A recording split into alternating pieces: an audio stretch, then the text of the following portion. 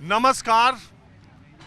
आज़ादी के बाद भारत में पहली बार यह हुआ है कि किसी प्रदेश की मुख्यमंत्री सुप्रीम कोर्ट में अपने मुकदमे की खुद ही पैरवी करे, अपने पक्ष में खुद ही दलील दे और इसके अलावा सुप्रीम कोर्ट के सामने चुनाव आयोग के खिलाफ आरोप लगाए। यह पहली बार हुआ।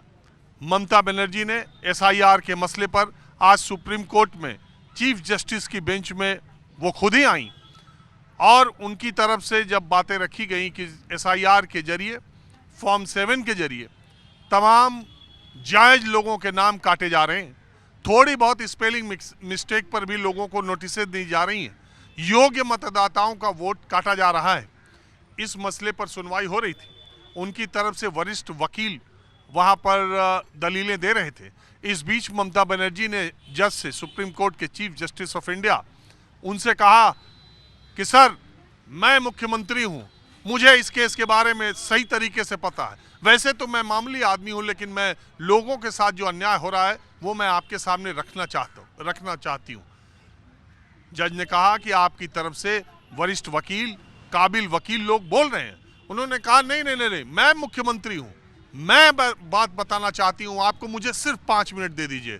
क्योंकि ममता बनर्जी ने अपने नाम से भी याचिका लगाई थी और इस वजह से याचिकाकर्ता अपनी दलील दे सकता है। ममता बनर्जी वैसे लॉ ग्रेजुएट भी हैं। तो ममता बनर्जी ने फिर बोलना शुरू किया।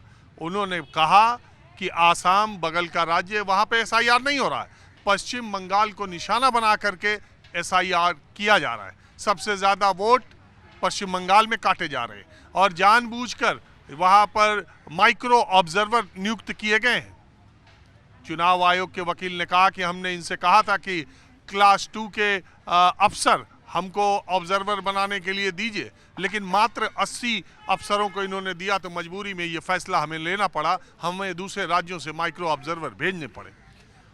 सुप्रीम कोर्ट में ममता बनर्जी ने जो अपनी दलीलें दी कि बंगाली लोगों के साथ सही वोटों को काटा जा रहा है, इस पर सुप्रीम कोर्ट ने चुनाव आयोग को नोटिस कर दिया और कहा कि सोमवार तक इसका जवाब चुनाव आयोग को देना होगा।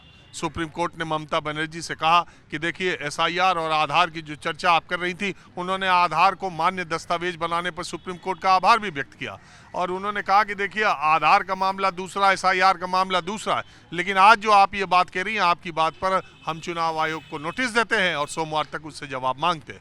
इसके बाद ममता बनर्जी सीधे सुप्रीम कोर्ट से निकली, एयरपोर्ट गई और कोलकाता के लिए रवाना हो गई। कुछ ही दिनों में पश्चिम बंगाल का बजट भी पेश होगा और पश्चिम बंगाल इस समय किसी भी राज्य में देश में किसी भी राज्य से ज़्यादा चर्चा में है।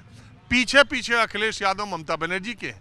ममता बनर्जी की ही तरह अखिलेश यादव भी उत्तर प्रदेश में फॉर्म 7 के जरिए योग्य मतदाताओं का वोट काटे जाने का लगातार विरोध कर रहे हैं। मैं आज सीआर पार्क में एक बार फिर आया हूँ। अगर आप बंगाल नहीं जा सकते या बंगाल में नहीं है, तो दिल्ली में बंगाली लोगों से आप राय कहाँ लेंगे? उसके लिए सिर्फ एक जगह है जिसका नाम है चित्तरंजन पार्क। और सीआर पार्क में आप मालूम है कि सारे बंगाली त्यौहार भी मनाए जाते हैं। ममता बनर्जी ने यह भी कहा कि त्योहारों का सीजन चल रहा है, अभी 9 वर्ष, बंगाली 9 वर्ष आने वाला है। उन्होंने कहा इस बीच में 80 से ज़्यादा बीएलओ मर गए इस तनाव में, कितने हॉस्पिटल में भर्ती हैं, क्या क्या हम बताएं कि बंगाल में क्या क्या हो रहा है। और सुप्रीम कोर्ट ने नोटिस दे दी। मेरे साथ कुछ लोग यहाँ पर हैं जो मूलतः बंगाल के हैं, बंगाल से उनका रिश्ता है, बंगाली हैं और यहीं दिल्ली से बैठ करके, दिल्ली के बंगाल से बैठ करके उस बंगाल, कोलकाता और सब जगहों, वर्धमान की सब जगह की नब्ज पकड़ते रहते हैं। मैंने सोचा माहौल क्या है, मैं आज इन्हीं लोगों से चर्चा की जाए। ये आज़ादी के बाद पहली बार ऐसा हुआ है कि एक मुख्यमंत्री आकर के ऐसे बोल रही हैं, ऐसे कर रही हैं सुप्रीम कोर्ट में। सड़क पर भी वो एसआईआर के खिलाफ आंदोलन, सुप्रीम कोर्ट में भी आकर के दलीलें। एक मुख्यमंत्री इतना ज़बरदस्त लड़ाई कर रही हैं, आप क्या सोचते हो, घबराई हुई हैं? नहीं, घबराने वाली कोई बात नहीं है। हमारा यही एक चाय वाला है, इसके जीजा यहाँ काम करता था 18 से, उसको नोटिस दिया गया, दोबारा उसको जाना पड़ा। ये जो उसके 7-8-10 हज़ार रुपये खर्च हुए, यहाँ का टाइम वेस्ट हुआ, ये कौन पूरा करेगा? जो गरीब लोग हैं, जो कलकत्ते के बाहर आके काम कर रहे हैं, या वेस्ट बंगाल के बाहर काम कर रहे हैं, जिनको ज़बरदस्ती एसआईआर ने नोटिस दिए जा रहे हैं। और एक कॉम्प्लिकेशन है हमारे बंगालीज में, फादर लिखते थे मुखोपाध्याय, लड़का लिखता है मुखर्जी। ये तो कॉमन प्रैक्टिस है। बंदोपाध्याय बनर्जी, गंगोपाध्याय गांगुली। तो ये इसका क्या है, मतलब सब लड़कों को नोटिस दिया जाएगा? ये तो कॉमन सेंस है, इतने सालों से लिख रहे हैं, कोई नया चीज़ थोड़ी ना है। अगर आप कानून बना रहे हैं, और मुझे लगता है कुछ ये टॉर्चर ही हो रहा है लोगों के लिए, गरीब लोग, खास करके गरीब लोगों के लिए टॉर्चर है, जो बाहर आके काम कर रहे हैं, नोटिस के लिए दोबारा जाना पड़े, फिर आना पड़े, फिर जाना पड़े। लेकिन एक बात बताइए, चुनाव आयोग ने तो यही कहा है कि एक आदमी का एक ही वोट होगा। तो अगर वो शिफ्ट कर गए हैं, अगर वो दिल्ली में रह रहे हैं, यहाँ काम कर रहे हैं, यहाँ घर बना लिया है, या किराए पे भी रहे हैं, और तो उन्हें अपना गांव में वोट नहीं बनवाना चाहिए। मुझे भी यहाँ पर भी एक बहुत बड़ा चीज़ है। मुख्य चुनाव अधिकारी ने यही कहा था। उनका यहाँ तो वोट है नहीं, गांव पे ही वोट है। बेसिकली गवर्नमेंट के जो फैसिलिटीज़ हैं वो अवेल करना चाहते हैं, गरीब लोग हैं वहाँ पर। अगर वहाँ से नाम कट जाएगा, यहाँ पर कर लेंगे, वो सब फैसिलिटीज़ को मिलेंगे नहीं। लॉजिकली आप एक जगह तो वोट होना ही चाहिए। पर आज के डेट में दिल्ली में भी इतने सारे लोग हैं जिनके दोनों आधार कार्ड है, दोनों इलेक्शन कार्ड है। लेकिन वो तो कह रहे हैं ना सर, आज तक मैनेज प्रॉपर नहीं हुआ। कभी कोई सरकारी मेरा नाम 2002 का लिस्ट देख रहा था मैं, मेरा नाम स्पेलिंग गलत है। मेरे नाम का स्पेलिंग गलत है, वाइफ का ठीक है, भैया का ठीक है, भाभी का ठीक है। मेरा नाम फॉर्म भरा अभी दिल्ली में चालू है क्या? फॉर्म भरना पड़ेगा, मुझे भरना ही पड़ेगा। ये ज़रूरत क्या था मुझे तो पता नहीं चल रहा। एसआईआर वैसे ही था। तो आप ये बताइए, मैं अभी बंगाल भी गया, कई देखा आपको बंगाल भी देखा। हाँ, 2 चक्कर में गया बंगाल। मैंने जब एसआईआर शुरू हुआ था तब भी मैं गया, अभी जब ईडी की रेड पड़ी थी आईपैक पे, उसके बाद भी गया। तो जमीन पर जब मैं देखता हूँ तो टीएमसी के लोग जगह जगह स्टॉल लगा करके ये एसआईआर में फॉर्म भरवाना, बड़ा एग्रेसिव तरीके से जमीन, वो भी काम कर रहे हैं। और ममता बनर्जी, ये क्या है, 2 स्टैंड। एक्चुअली एक साइकोसिस हो गया है, लोगों को लग रहा है, खास करके मुझे लगता है मुस्लिम्स को लग रहा है कि डिलीवरेटली उनका नाम काटा जा सकता है। ये मतलब अजीब सा माहौल बना पड़ा है, ऐसा है नहीं कुछ, पर ऐसा लग रहा है। प्लस आपका ऐसा देखिए, टीएमसी जो है, इनका बूथ लेवल का नेटवर्किंग बहुत भयंकर है। मैं तो कलकत्ते में जाता था, देखता था, एक छोटा सा बूथ लेवल में मीटिंग में भी 200-300 लोग आ जाते। हमारे एमएलए के वहीं 50 लोग नहीं आते। तो वो तो अपना काम करे, साइकोसिस सही है, इतना तो खास है नहीं। पर ये नाम कट रहे हैं और गरीब लोगों को दिक्कत, और मुझे इससे प्रॉब्लम है। नहीं, लोगों को ये लगता है, बैठे दादा बैठे, लोगों को ये लगता है कि ममता बनर्जी डर रही है क्या, नहीं, या इसका इलेक्शन पे कोई इम्पैक्ट होगा क्या एसआईआर का? डरने वाली बात नहीं है। क्लियर कट मेजोरिटी ममता जी आएंगी, ऐसा कुछ नहीं है। बहुत काम किया कलकत्ते में, ऐसा कुछ नहीं है। लोग कहते हैं 12-13 साल क्या किया क्या नहीं किया। हम भी जाते हैं, सड़कें वड़कें बहुत बढ़िया। एक सड़क है कलकत्ते में, कालीघाट का ब्रिज है एक, जो कालीघाट से चेतला जाता है। आज से 2-3 साल पहले आप उस सड़क से गुजर नहीं पाते थे, इतना बुरा हाल। क्लियर एकदम साफ़ सुथरा सड़क है, लोग मजे करके जा रहे हैं, एंजॉय कर रहे हैं। काम तो किया दीदी ने, गाँव में भी बहुत काम किया। प्लस ये जितना इनका है 40-50 इनका वो सब है, लुक्की भंडार, ये भंडार, वो सब स्कीम्स है गवर्नमेंट का, ये प्रॉपर पहुँच रहे हैं लोगों के पास, तो लोग खुश हैं। और मुस्लिम भी तो, हाँ मुस्लिम, हाँ मुस्लिम को भी मिल रहा है, क्यों नहीं मिलेगा? नहीं, मुस्लिम वोटर भी तो एक जगह ममता दीदी के साथ है या डिवाइडेड? नहीं, मुस्लिम वोटर दीदी के साथ ही है। वो भी तो एक बड़ा फैक्टर है। बहुत बड़ा फैक्टर है, बट ओनली फैक्टर नहीं है, बड़ा फैक्टर है। नहीं, तो हम ये जानना चाहते हैं कि बांग्लादेश में जो हिंदुओं के साथ हो रहा, और वहाँ बंगाल में भी जो बातें बीच में आ रही हैं, बांग्लादेशियों का मुद्दा उठ रहा है, इससे लेके बंगाल का हिंदू भी उसी तरह से यूनाइट हो सकता है क्या? देखिए, बांग्लादेश अलग कंट्री है, खराब तो हो ही रहे, जो हो रहा है बहुत गलत हो रहा है, पर वो क्या आपके मेरे कंट्रोल में है? नहीं है। उसके साथ इसका मुझे यूनिट ऐसा, मतलब वो फिर आप वही पॉलिटिकल बायस पे चले जा रहे हिंदू मुस्लिम डिवाइड और ये सब होना नहीं चाहिए। दादा, आपका क्या विचार है? ममता बनर्जी आज जो सुप्रीम कोर्ट गई और उन्होंने दलीलें दी, सड़क पर वो धरना दिया, उन्होंने सड़क पर विरोध प्रदर्शन किया, मतुआ समुदाय के वोट कट रहे थे, वहाँ पे 2 किलोमीटर का पैदल मार्च किया। इलेक्शन कमीशन आकर के उन्होंने कहा कि हमने 6-6 लेटर लिखा, हमारा कोई जवाब ही नहीं आ रहा है। और इसके बाद आज सुप्रीम कोर्ट में खुद पहुँच गई। मैं अभी जो शुरू में कह रहा था कि पहली बार ऐसा हुआ है कि एक चीफ मिनिस्टर खुद ही दलीलें दे रहा है।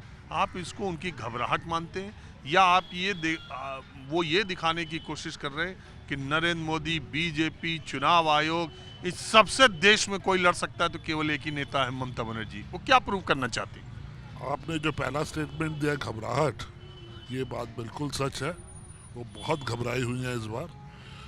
और दूसरा जो लास्ट स्टेटमेंट दिया आपने कि मोदी जी को अगर कोई टक्कर दे सकता है वो सिर्फ ममता है, ये हमारे यादव साहब ने स्टेटमेंट दिया है बंगाल से जाते वक्त। ये उनका एक तरीका है रूलिंग गवर्नमेंट को ये बताने का कि आपको टक्कर देने वाला भी है। ठीक है, मैं ये मानता हूँ पिछले 2-3 इलेक्शन में टक्कर दिया गया, लेकिन ममता को पूरी तरह से टक्कर दे नहीं पाए, लेकिन कोशिश जारी है उनका भी। और जहाँ तक SIR का मामला है, मेरे हिसाब से ये पूरा मामला ममता का एक पुराना अपना ही तरीका है, मोडस ऑपरेंडी है। हल्ला मचाना, प्रोटेस्ट करना, लाठी खाना, कुछ ना कुछ ड्रामा वो हमेशा ही इलेक्शन से पहले करती आई हैं।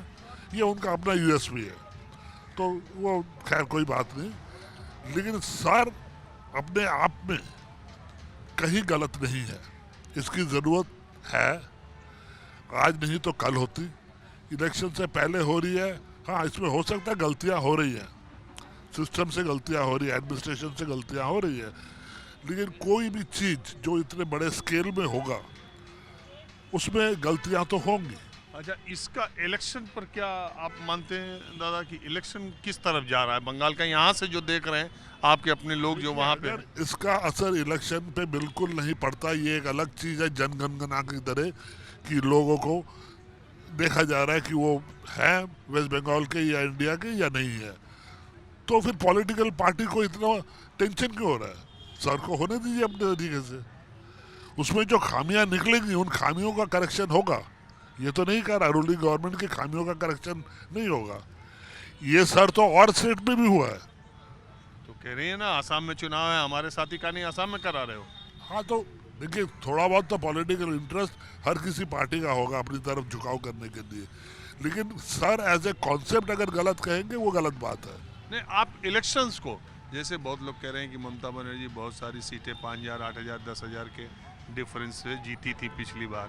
SIR में अगर वोट कट गए 25,000, 8,000, 10,000, तो मामला कई सीटों पर उनका गड़बड़ा जाएगा। SIR एक बहुत बड़ा टूल हो सकता है उनको।